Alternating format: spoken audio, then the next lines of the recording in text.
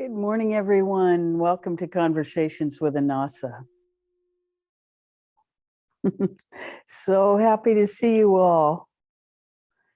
Wow. Okay, let's start with meditation. So, again, we're going to do the 4-part meditation that starts out with the Om sound moving upwards out loud, and then in a whisper moving upwards. And then you say it inside yourself and watch it move upwards. And then we just watch it move upwards. So these are 4 parts, 2 of which are audible and 2 of which are silent. And the 4 parts symbolize the 4 states of being: awake, asleep, deep sleep, and that which is beyond. So that will be our meditation. So let's start, and I'll do it once, and then we'll do it 9 times together. So you begin with a very deep breath. And you can use whatever pitches work for you. You don't have to be the same as me. Oh.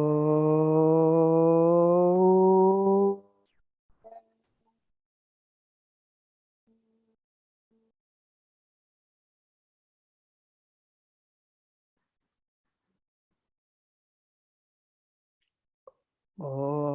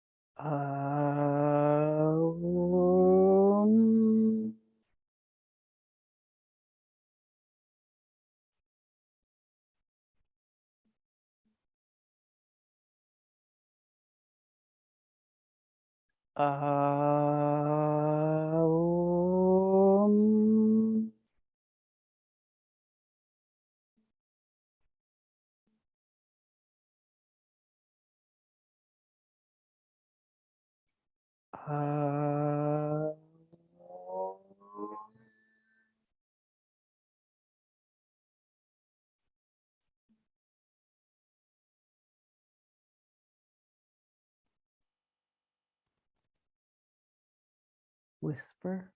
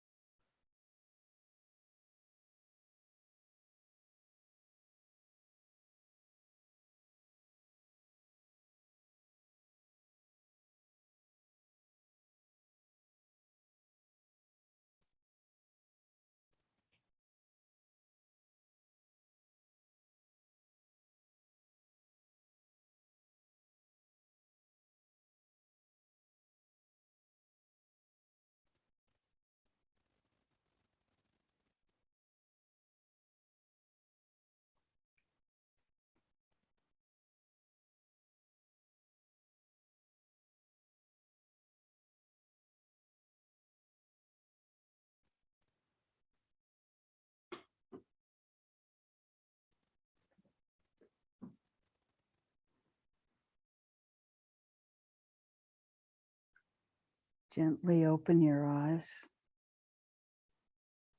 Let the light in.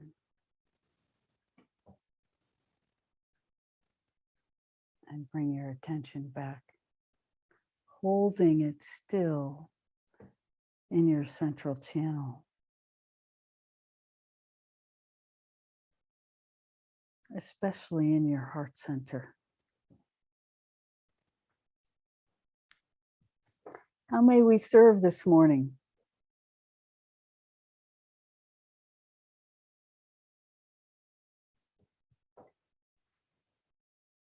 So happy to be here with you.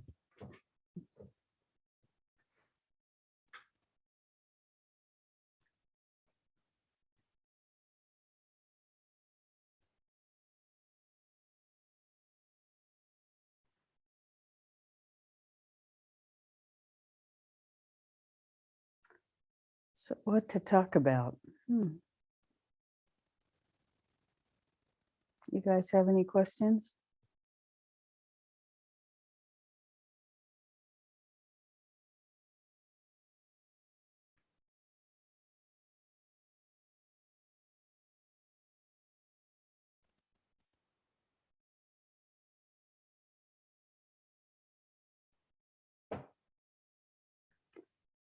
We're feeling a little bit quiet this morning, so it's up to you to get us going.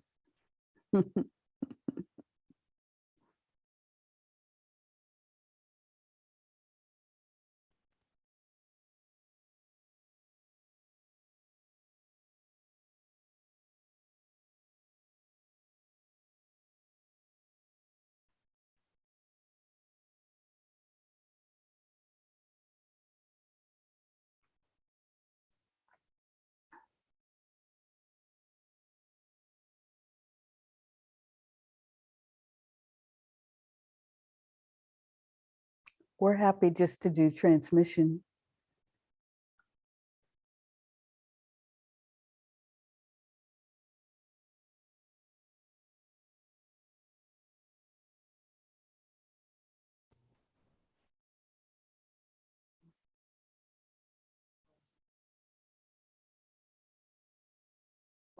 Hi, this is Paul. Hi, Paul. How you doing?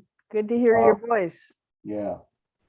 So that new moon on Monday, I guess, Monday evening, kind of rocked me, and I don't know. Still trying to find my center from that one. So just wondering what the guys have to say about that. Thanks. Love that question. You know, Rebecca's just been reading a book called The Dark of the Moon. And it's really an interesting book because it's a lot about mythology and matriarchy and patriarchy and the moon, and how the destruction of the matriarchy by the patriarchy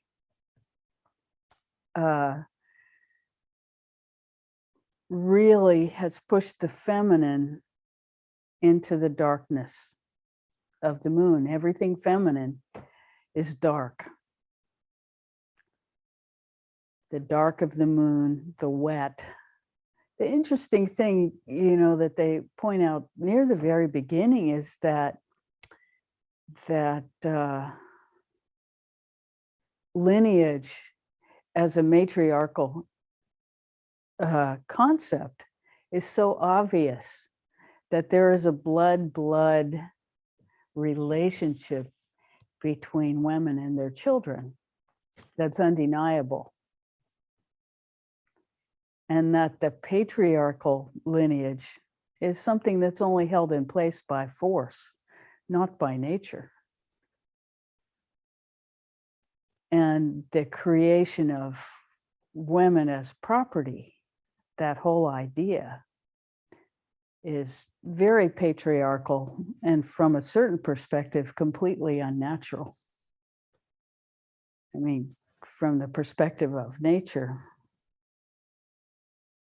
matriarchy is very, very natural. And patriarchy is something that's been forcefully imposed. And so when you understand the relationship of the sun and the moon as the masculine and the feminine, then the dark of the moon becomes the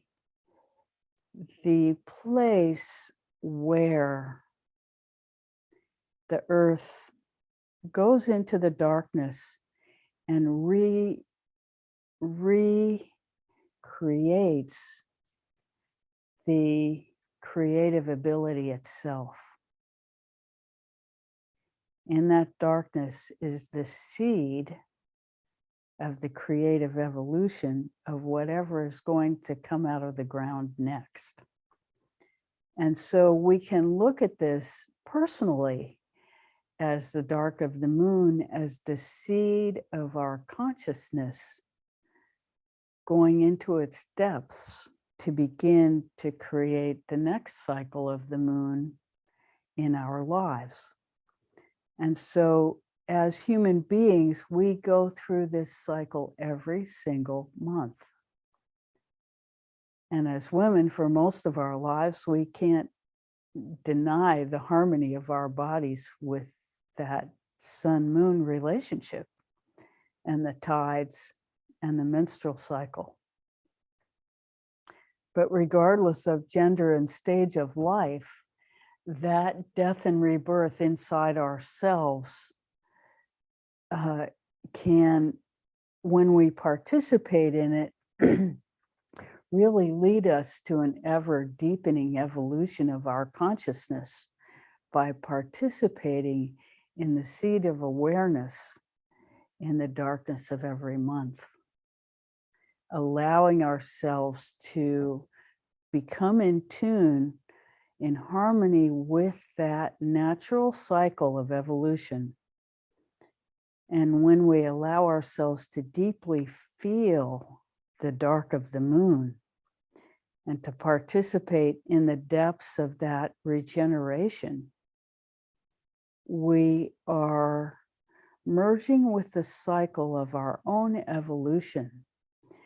And rather than having it be an evolutionary devolution, you know, the destruction of our health and our awareness and potential for creativity as we age, when we are in alignment with these cycles, we can actually flip it and have it be part of our creative, the evolution of our creativity in our conscious awareness, so that we are actually using that to grow stronger inside our conscious awareness.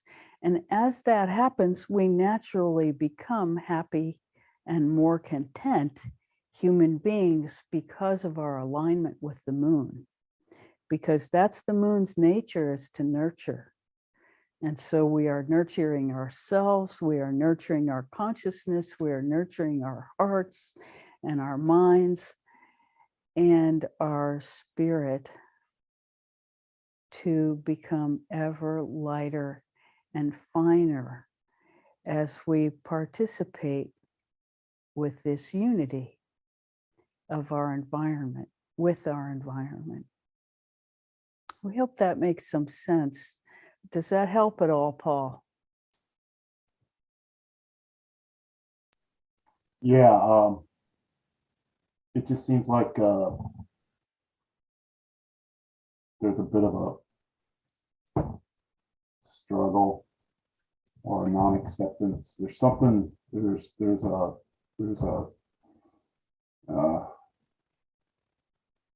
conflict of some kind. Yes, there's another thing that's happening at the same time, and that is, and this goes on for a few more days until the 9th. And this is the conjunction of Saturn and Sun in Capricorn right now. And Saturn and Sun, there's sort of no way to say it except that if you're sensitive to it, it's kind of a brutal conjunction because, well, here's the mythology behind it. Saturn is the son of Sun, but the way it happened was like this. The wife of Sun, named Sanji, found Sun to be too hot to be around all the time because the nature of Sun is radiant heat, and Sun burns everything it touches. So Sun's wife was not comfortable being so close all the time. And so she went away on vacation and created a shadow self to stay with Sun named Chaya, which means shadow. And so Chaya pretended to be Sanji and got pregnant while Sanji was gone. Saturn was born of Chaya, and Saturn had an older brother named Yama. And when Chaya, as Saturn began to grow up, Yama was upset because Chaya was better to Saturn than to Yama. And so Yama went and complained to Sun. And Sun then paid attention to Chaya and realized that Chaya was not Sanji. Meanwhile, Sanji had felt that it was time to go home, appeared on the scene, realized what had happened, and was so upset at Sun's infidelity that she turned herself into a horse and galloped away. So Sun turned himself into a horse and chased her. And he caught up with her in a meadow where they made love and created the Ashwan twins that are in the moon house nakshatra called Ashwini. And so they are the healers in the universe in Ashwini. And they're represented by a horse in the sky. So anyway, that's the story of the conflict between Saturn and Sun. And so Saturn feels like the illegitimate and ill-treated son of Sun, S-O-N of S-U-N. And so when they are conjunct in the sky, there is this feeling of resentment, anger, illegitimacy, oppression. White hot rage is sort of the feeling that comes with that conjunction. And so that's likely what you're feeling in addition to the contraction of that new moon, because the new moon contraction is past. And so I think it's probably that Saturn-Sun conjunction. I hope this isn't boring everybody who's not interested in astrology. It's fascinating to us that these combinations can be felt so strongly, and they are influencing our behavior and our experience of our existence, whether we're aware of it or not. And so this is part of why we sent Rebecca to study it, because just because you don't know about it doesn't mean it isn't affecting you. And so probably each of us has been feeling that in some way for the last number of days. And so we use those negative feelings that can emerge for no reason except what's happening in the sky. We can take those negative feelings personally, and usually we use them as an excuse to reject ourselves and therefore everybody else in our environment, because when we reject ourselves, we are rejecting everything good about being alive and imposing that on those we share our life with. So in that sense, it's good to be aware of what's going on, because we otherwise are living in reaction to it. And of course, the alternative is just to do ho'oponopono to whatever arises, knowing the beauty of astrology is that you know that you're not responsible for that Sun-Saturn connection. You didn't do anything to create that. None of us did.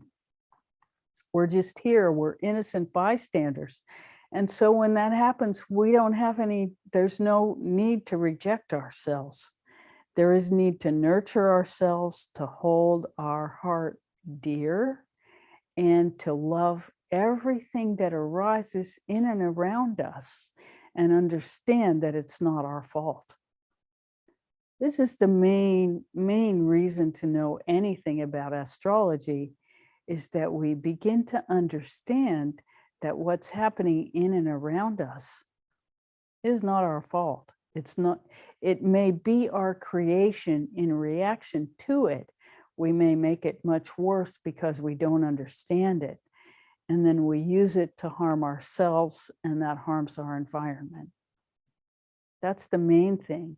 So really our message is one of, not that you need to go understand astrology at all, but that you need to regard everything that arises within you as an opportunity to love more.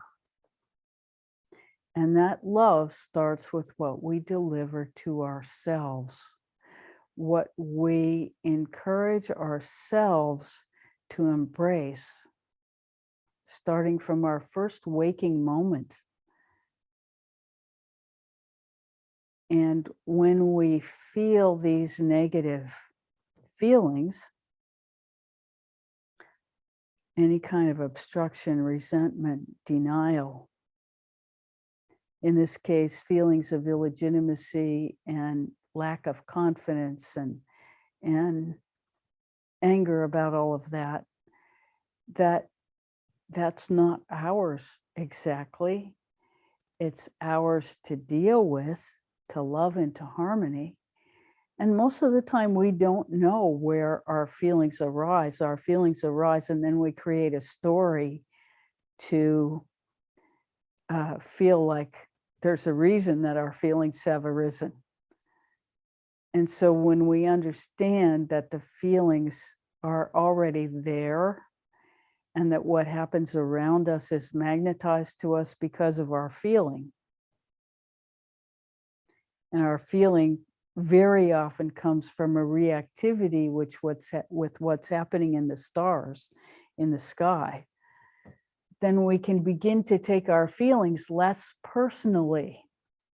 And it becomes easier to move into a state of non-judgment and really nurture ourselves with the love that we are, and into that love that we wish to be, so that we are actually taking care of ourselves and the people around us as they go through these experiences, with the understanding, enlightenment in a moment means that you understand the rays of light that everyone is being subjected to. That's what it means. Fundamentally, that you understand the different aspects of the light as it's refracting and reflecting off everything around you. And then from that perspective, you can love yourself, understanding that we are really giant receivers and transmitters. And that as spiritual people, it's our job to take in what we receive, transform it into love, and broadcast that. It's really simple. It's not really easy, but it is really simple.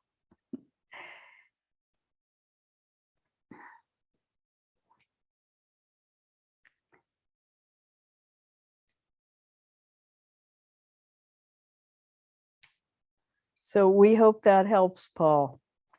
How about it? Yeah, it kind of resonates. Yeah, I like that. It feels good. Thank you. Yeah. Well, the reason we know about it, Rebecca woke up, I don't know if it was Monday or Tuesday, one of those days. I don't think it was last Sunday. Anyway, all of those feelings were there. And so she just went straight to the sky. And there it was, Sun, Saturn.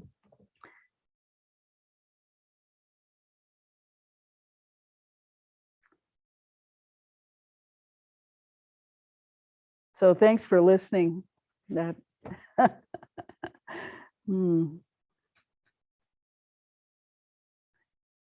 But you can really generalize a lot from that piece of information and that understanding of how we take every feeling that we experience inside and we immediately attribute it to something outside us, because our habit is blame and judgment, and we have to make this stop. And instead of going inside, understanding that it is our receiver that has been activated by something beyond our immediate experience, and we don't have to annihilate everyone in our environment to make it stop. That will just make it worse. We've all experienced that. And that's kind of why we're here. We're not here because we're so happy we want to be happier. We're here on this call because we want to understand what is happening to us that is making life so unbearable. That's the motivation of 95% of people who come to spirituality. It's very rare that somebody comes because they want to experience more joy. People stay because they want to experience more joy, having had that experience. Then they understand where it comes from and how to begin to understand it deeper. But most people come to spirituality out of desperation. There's got to be more. There's got to be some purpose. There's got to be some way to understand all of this. What am I doing here? These are the questions that bring us to spirituality. And the answer is quite simple. The way to have a successful life is to focus on love itself. First of all, what it is. Secondly, what it feels like, love, peace, joy, and gratitude. And to cultivate those feelings, not in a way that masks our pain and difficulty and the truth of the hard experiences that we have lived. We are not interested in masking those, denying those, or ignoring them. They are all critical to our understanding of why we are here and how to be good at it. We don't deny any of it. We love all of it. And we love ourselves and respect ourselves for having lived through it. And we gently allow these foundational, intensely painful memories to come to the surface, to be loved into harmony. Understanding how this works and mastering it within ourselves is the goal of spiritual practice, and will bring us into that thing we call enlightenment, which is understanding the light. which of course will take us. There's no more powerful endeavor, and there is always more, because it's infinite.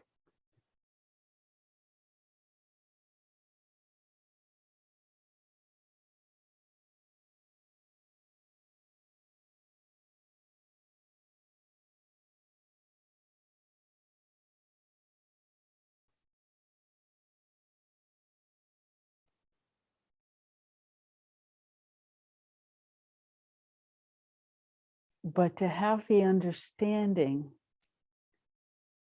that the way to work it is to go inside and cultivate love, cultivate joy, cultivate gratitude. And then the experience of peace begins to arise, because you understand, well, we didn't exactly ask to be here. In my memory, what about you guys? Did anybody volunteer to come here? Yeah, we didn't. We're just here. And, you know, nobody tells us why or what. Mostly our matrix of belief is that everything important happens outside of us. And for some reason, everybody on this call got the message that maybe that's not true. Maybe there's something else.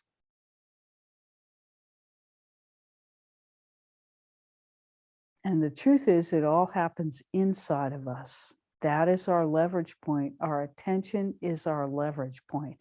So where we put our attention is where our life plays out. And the more we can put our attention inside and actually begin to have some flow inside ourselves, we aren't, you know, stuck in these rigid reactions to every stimulus that crosses our energetic palette. When we can begin to participate, say, oh my God, I just woke up in rage. What is going on? There is nothing in my environment for me to rage at. There is nothing. What is it in me that has been triggered? And how do I participate best with that? Go inside. You say Ho'oponopono to the feeling. You don't know what's creating it, and you don't need to know. You just know that the feeling is there, and you don't want to complicate your external environment by expressing it or reacting to it in any way, except closing your eyes, taking your attention and your breath inside and harmonizing that emotion. And you just say Ho'oponopono until you are at peace.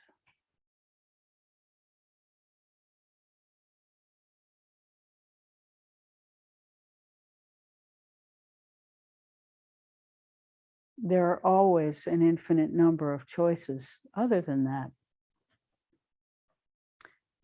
And true spiritual commitment is when you begin to more consistently decide to take your attention inside and change yourself, rather than punishing your environment with your reactivity.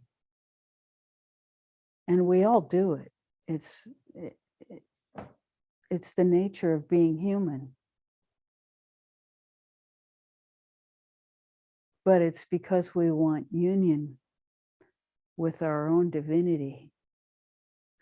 And mostly because we want to feel differently. We want to experience love itself more and more of the time.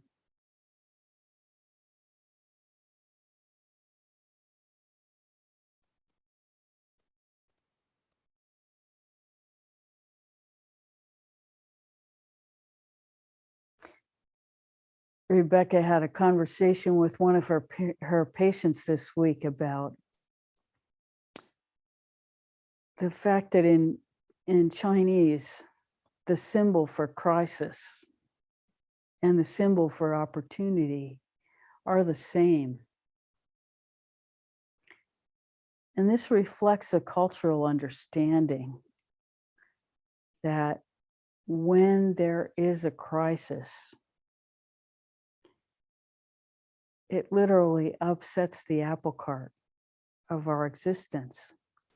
And in that upsetting of everything, there is a reorganization. And in that reorganization, there is an opportunity to create something finer than what became disorganized. And the leverage point for being able to do that is exactly the practice we've been talking about. When life gives us a crisis, it's the opportunity for us to participate in reorganizing with a much finer structure. And the kind of reorganization we're talking about is the internal reorganization of our understanding, our awareness. It's not a mental phenomena, it's a spiritual evolutionary one.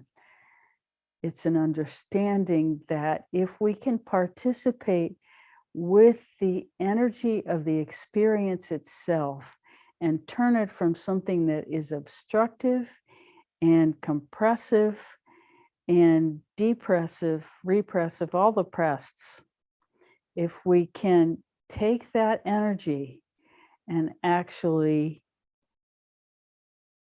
bring it to a still point in ourselves by getting very, very quiet, which is essentially what Ho'oponopono does. It takes that energy and it holds it, repeating words that we fundamentally believe, that we are love,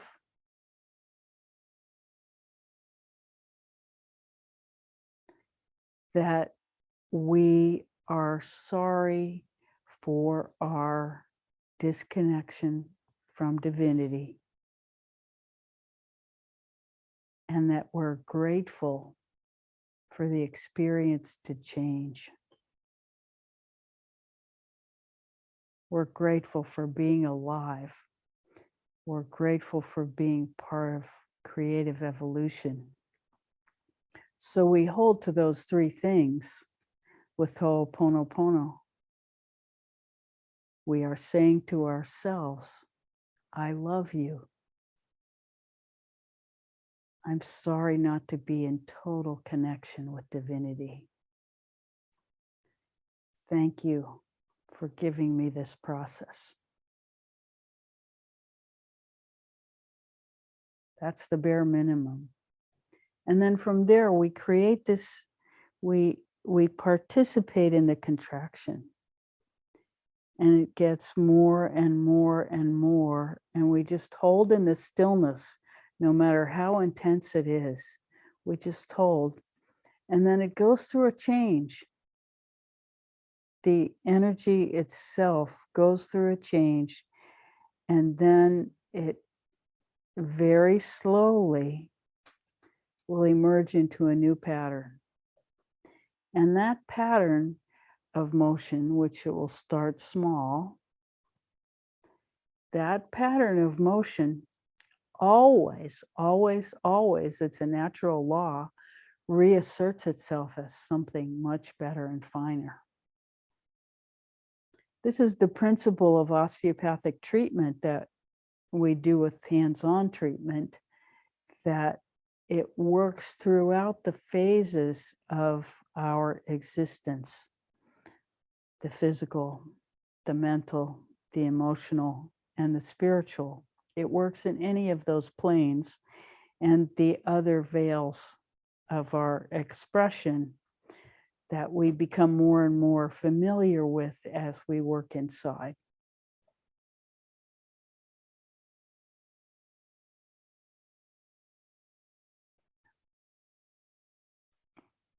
things like the levels of karma and collective karma become available over time.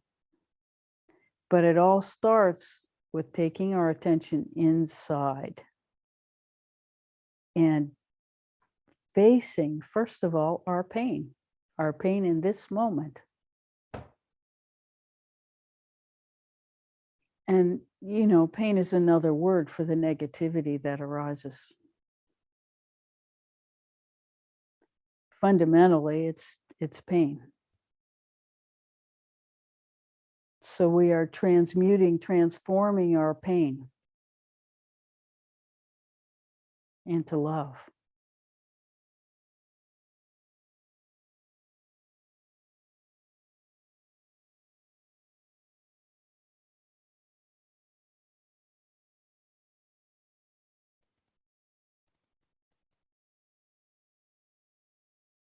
But it's not exactly that we become martyrs, because we become finer every time we do that. So it's really a very gratifying process. It's not. It doesn't reduce us, especially as we get better and better at it.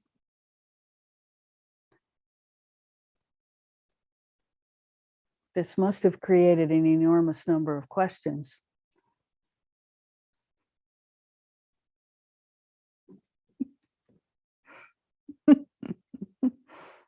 Hmm.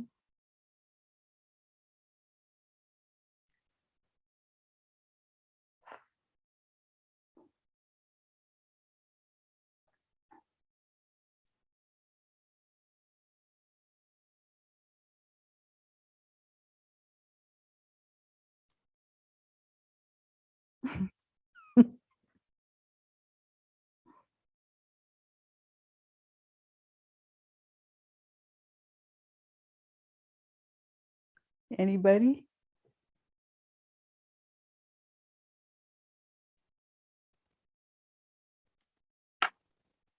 Hi, Nancy. Hi, can you hear me? Oh, yes. Delighted. Well, I'm just grateful to hear that piece because I've been quite affected by this Sun Saturn. So thank you. Thank you. You're welcome. You're welcome. I'm relieved. Yeah, it was kind of hard to ignore, huh? Yeah, really, really. Oh, I Yeah. love the education and the feelings, and the going inside and going into that place that is our pain and is the best for us. And I'm just so happy to have this roadmap. Thank you so much. Oh, you are so welcome. Thank you. You know, Rebecca's no different from anybody else. It's from wanting to understand the source of the pain that any wisdom has come.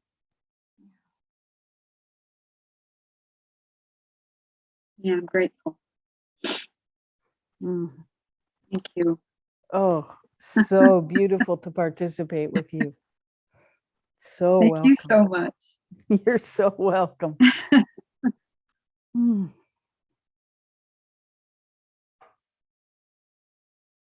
Yes. What are levels of karma? Well, levels of karma are every negative experience we have within ourselves.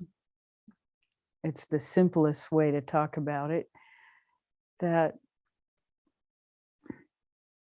really it's the negativity that arises moment to moment that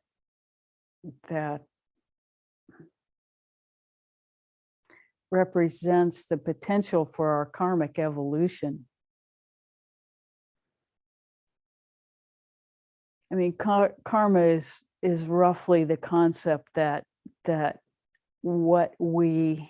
how we act in our life will create a reaction that will come back on us at some point in our lives.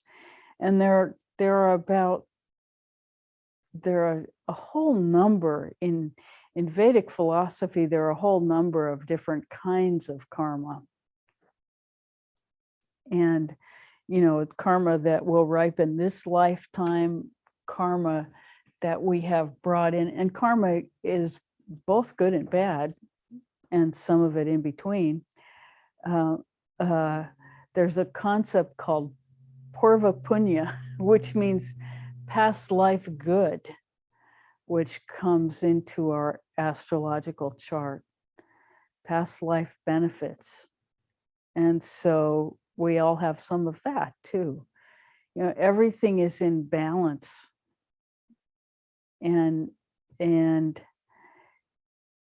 But understanding that the way to work the system is to embrace the negativity and transform it into love.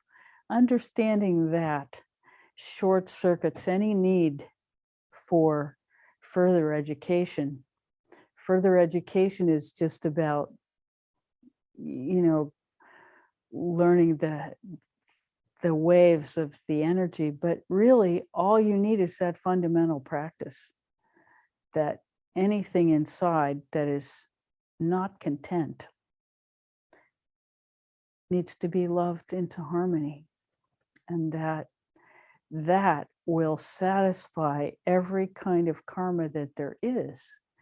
Because in coming into union with the divinity that is available to every human being at our source, coming into union with that solves everything.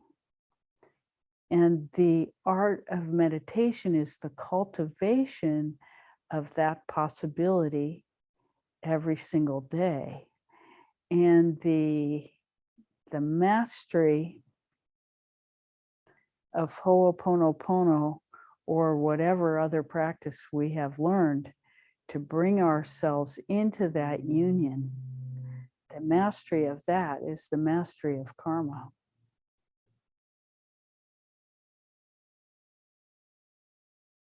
All types of karma. And really putting these things into language is just, you know, in some ways an opportunity to create more confusion, which doesn't mean we're against education or learning anything in particular. Understanding our environment is always a good thing. But it's not necessary. It's not necessary for us to grow spiritually. It's not necessary to be educated in any particular way, except the fundamental principle that any discomfort that we feel must be loved into harmony. When we understand that and dedicate our life to mastering that practice, that's spiritual commitment. And it's not a commitment we make to anybody else or anything else, or necessarily to become aligned with any particular way of thinking. As we do this work, our understanding of the world will evolve from the inside out.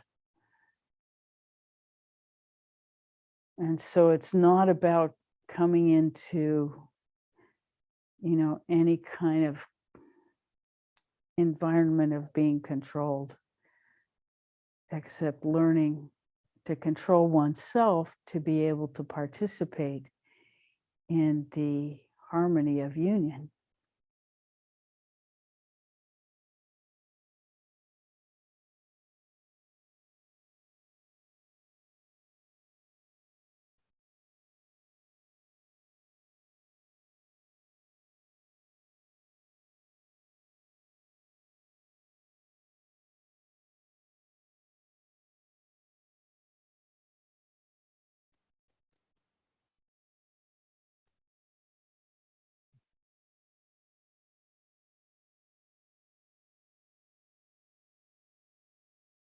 How may we serve further?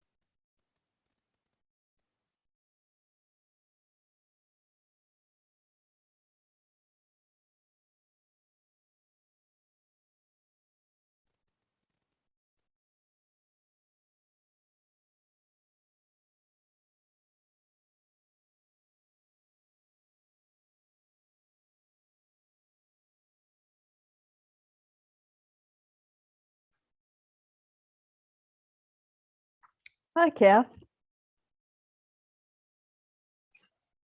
Hi, How you doing today? I am doing wonderfully well, thank you. And I'm glad you are too, because I can see it. I've been having trouble framing up this question, which is why I was waiting, and I still don't know if I figured it out. But I've been thinking a lot about weaving more and more practice into daily life, as opposed sort of the off the cushion part versus the on the cushion part. And I've come up with some things to do, but I wondered if you could share other thoughts about ways of doing that. I mean, it like, for example, I've been really focusing on water and ways of more mindfully using water, like in the kitchen. Or, for example, when I'm going to wash my face, normally when we're in the bathroom, we'll run the water to warm it up. And so instead of that, I use an electric kettle. And after I've heated up the water for my tea, I take some of what's left into the bathroom and then just mix that with cold water. And then I've saved all the heating up water. So I'm looking for things, there are things like that I've been doing, but I know on other levels, there's many more. And the thing is, each time I do it, it feels so good. I know that's radiating out. So it's helped me, I think, understand more that lots of times people just do the big things. And I think realizing that doing a lot of small things each time one of those happens, that's a little burst of radiance coming out. So thank you for thoughts.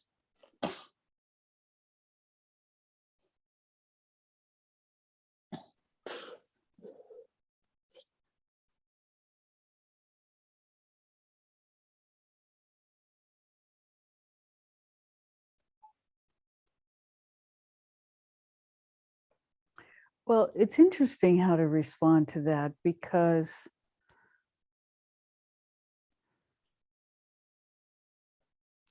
there is definitely something to creating an environment around ourselves that is conducive to inner harmony. At the same time, our experience is that creativity comes out of the inner spark that already is happening, that it doesn't exactly work from the outside in. For example, you can take a person into a very beautiful environment, but if they are depressed, they can't even see it or experience it. There's a limit. So this assumes that all of that work is already done inside a person, and that the natural evolution of participating externally to create harmony and it has also to do with one's awareness where you're aligned in yourself, if that kind of external creative impulse arises. You know, it's not particularly something that Rebecca focuses on, so we can't talk through her experience about that, except to say that what has magnetized around her is almost an unbelievably beautiful environment without intention exactly. And so it's hard to talk about. It has to do with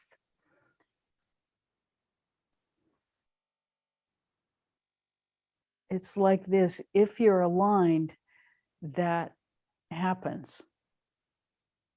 Manifestation just happens around you from that alignment. And so we would say that things happen from the inside out, not exactly. And then that environment creates a magnetism that is attractive. And so there are ways in which you're participating in that. And we can say from knowing you that, and from having seen your astrological chart, that water is critical in your environment, that your participation in water is critical to your internal harmony because you have so much water in your chart that, you know, actually being in it, around it, participating with it is very satisfying on a personal level. And Rebecca shares that. And the hot tub is probably the most revealing aspect of that in her life.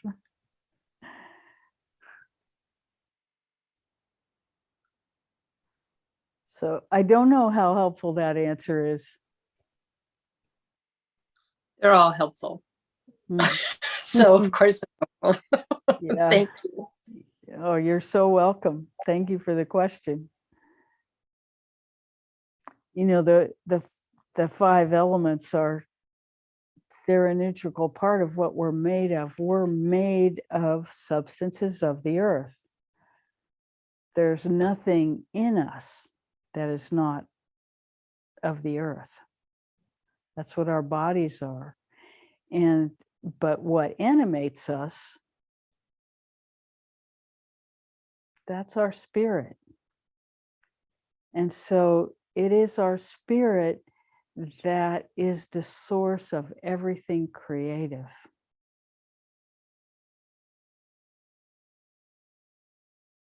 And so when we align ourselves with that, we are aligning ourselves with divinity. And from that, all our creativity can be expressed. And each of us is unique in the way we're put together. And so the creativity that comes through us is not going to look the same as everybody else's. And we may not even understand what everybody else's looks like. It doesn't matter. It's all necessary and it's all important for the whole. And when we understand that, and that the best way we can participate, and really the most fun way we can participate, is to regularly resolve our pain into flow. That's really been the topic of our conversation so far today.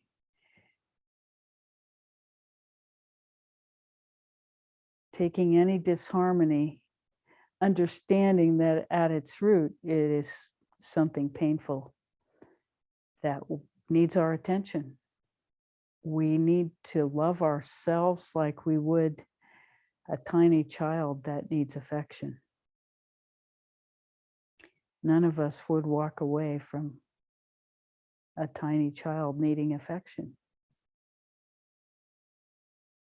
And yet we put off the one inside ourselves all the time.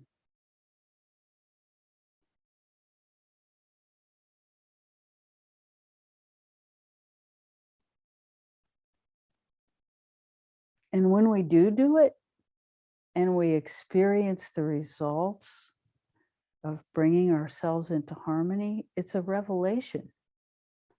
It's a revelation. And then the ideal is to make it a habit. And whenever you want to create a habit, there's a secret to creating a habit. And that secret is repetition. Anything that you do every day for 21 days becomes a habit. So we can choose our good habits. And that's what we recommend you focus on, is choosing good habits and not punishing yourself for the bad. Reward the good, ignore the bad. And eventually there'll be more good. But punishing ourselves just makes it worse. Means we don't have any allies for punishing ourselves.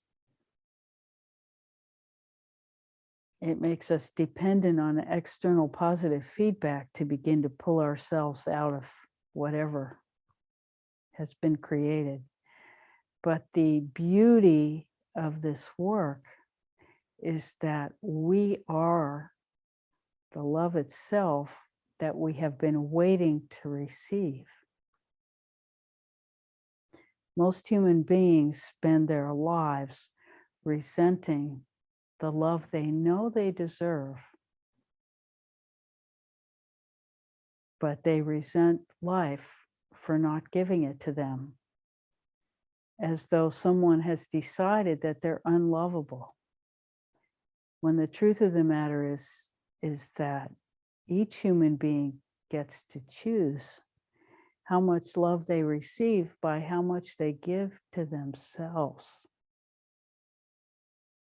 The love that really counts is inside us.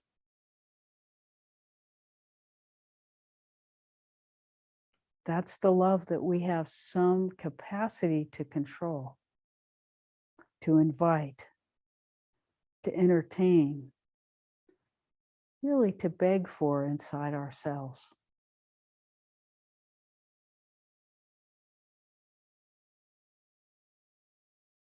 To commit ourselves to becoming.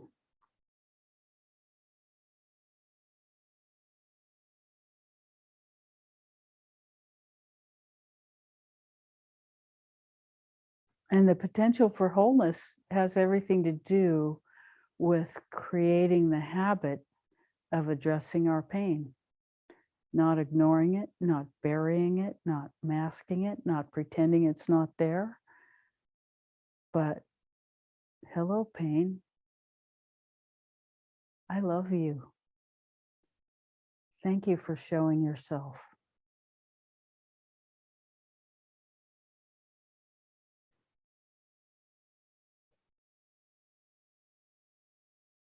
I'm sorry you have disconnected me from everything that's important. At the same time, because I can feel you, you are telling me that I need to bring my attention to you and my love. And every time we do this, we become more love, more gratitude, more harmony.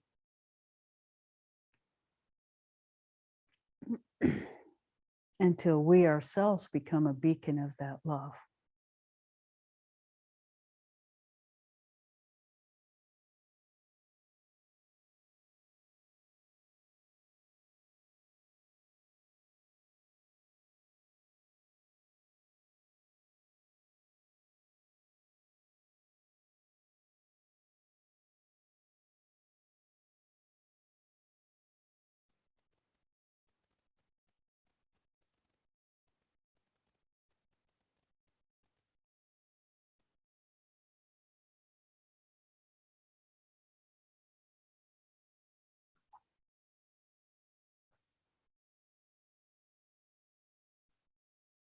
We have time for one more question.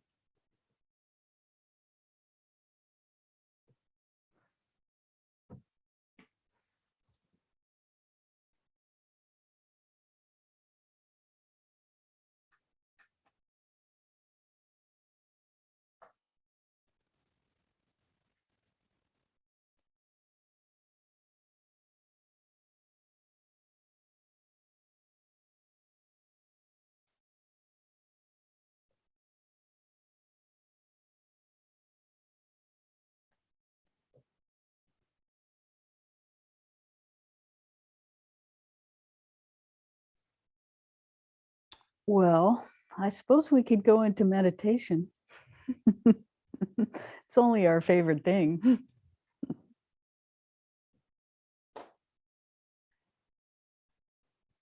Okay, so we'll let you do your own meditation for the next 10 or 12 minutes, and we'll be broadcasting. So we welcome you to take this energy in through your eyes or to be closed-eyed and just allow it to permeate everything about you.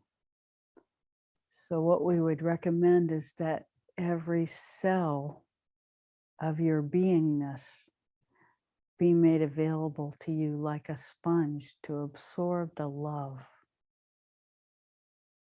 peace, joy, and gratitude that exists within you.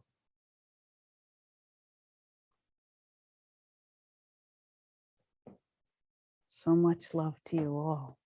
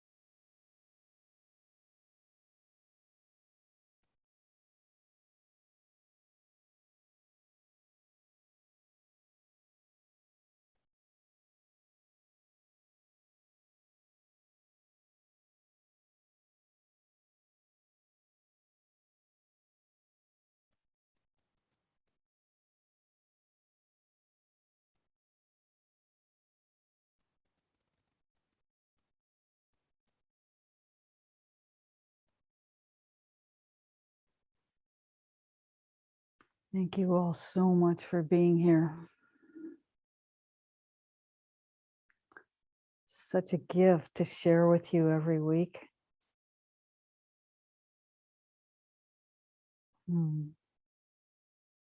So beautiful. Bye for now.